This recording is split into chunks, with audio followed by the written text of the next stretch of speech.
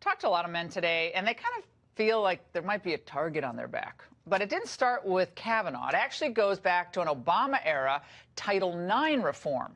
And a male student at the University of California, Davis, reportedly had a consensual encounter with a female student that relates to all of this. Now, some weeks later, according to Reason magazine, she convinced herself that she no longer thought it was a consensual thing with them. So she filed on campus a Title IX complaint against her fellow student, and the university then started to investigate. Well, the man ended up spending $12,000 defending himself. For more on this case and why Betsy DeVos wants to reform Title IX, we're joined by Brooke Goldstein, a human rights attorney and executive at the Lawfare Project, and Anousheh Hossain, who's a feminist and a columnist. Now, Brooke, let's start with you here. Tell me about this case at UC Davis. Now, this young man, turns out, was innocent. Right. But he ends up spending $12 grand to clear his name. Like, is this Title IX rigged against men? What's going on here? 2.5 months of living hell, of facing possible suspension from the school.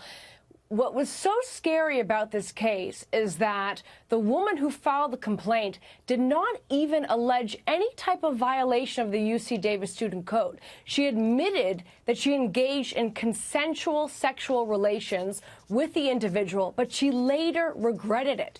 And so the school, instead of just closing the investigation right there, weighed the consequences of doing that. You know, they could face a media uproar, a PR nightmare. So they went for 2.5 months and investigated this student who was later found not guilty of doing anything. Okay, Anousheh, to me, this hurts the cause of true sexual harassment, because this is a case where a young man and a young woman consensually go into a room together. She tells him and admits this, drop your shirt. He drops his shirt. I guess he touches her somewhere, but there actually was no, they didn't consummate their relationship. And sometime later, she's like, no, this wasn't consensual. How do feminists not find this to be a disturbing lack, not only of due process, but a humiliating moment for real victims of sexual harassment and sexual contact? Yeah, Laura, I completely agree. And I don't think that feminists think that, we shouldn't be sympathetic to men. Anybody who is falsely accused of a crime, of a violent sexual crime, or any crime, really, in general, it's terrible. It can ruin a young man's life, these kinds of allegations. $12,000. Yeah, it's terrible. That being said, it's not like an epidemic.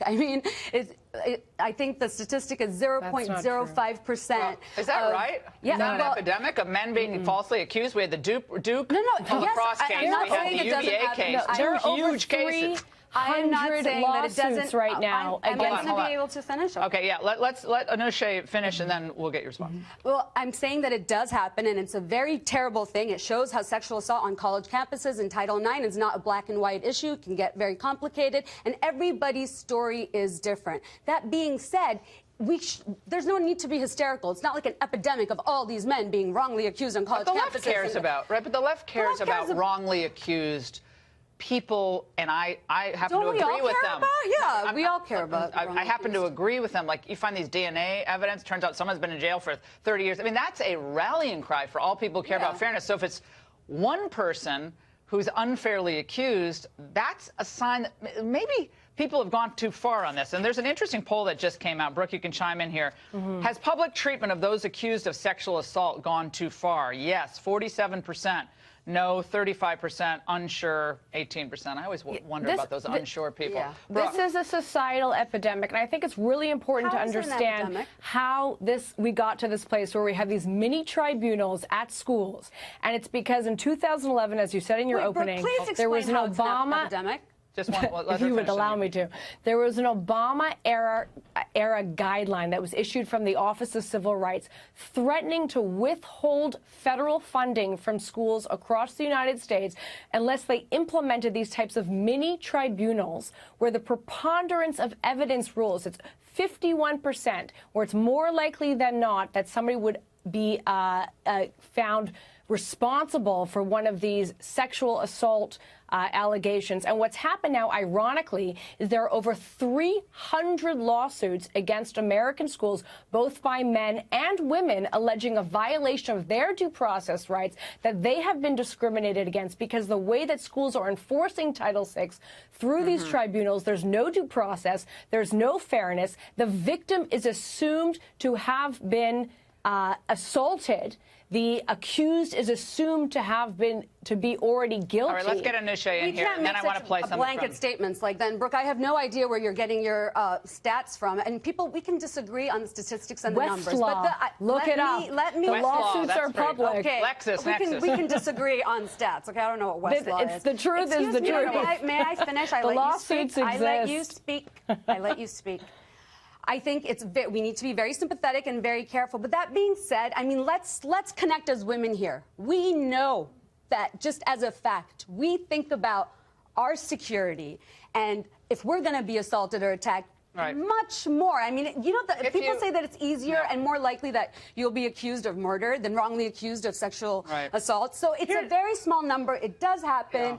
It's bad. And I'm going to do my own Westlaw check, Brooke, afterward, make sure that 300 figure. It's been a while since I've used Westlaw, but I actually remember. All right, this was interesting. This all kind of dovetails into the Kavanaugh situation. And Cecile Richards, of course, was former head of Planned Parenthood. She chimed in. Let's watch. I think women they're looking at who controls the Judiciary Committee. This was all male, majority who jammed through this appointment and were so disrespectful of Dr. Ford, of other women who came forward, and women understand that. Anusha, so I thought they were pretty respectful to Cecile Richards, to Christine Ford.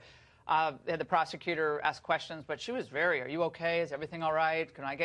Tell me if you need me to rephrase. I mean, I thought that we were actually too easy on Christine Ford, frankly, but I don't get that. They were mistreating Christine Ford at the hearing. Well, you know, first of all, she came forward with her truth, and she was immediate. When women come forward, they have very little to gain from this. You know, they're usually not believed. $700,000 from her GoFundMe page. $700 grand. Where's that going? I know, but look at her now. She's had to move out of her home. She can't stay at her house. She's getting death threats.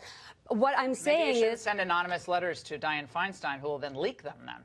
Right? Are we victim blaming? Are we blaming Dr. Ford for coming? Don't play that game. Forward? That might work on some other shows, but like the whole, we as women feel this. I'm an American. I'm a person. I believe in due process for women and men. Too, but so is Dr. Ford. Right, she came forward with her truth. Okay, well, this is rape culture, Laura. This is rape culture 101. Her truth. Let's blame women for men's sexual violence. This is lame. That doesn't work though for most people. I get what you're saying, but it's a fact. Criminals should be prosecuted to the fullest extent of the law, including a fair investigation. Everybody knows Republicans were that was such a sham. They didn't even interview her. Right? Yeah, they didn't interview her. Drama. No comment. Okay, no comment. Brooke, final, quick.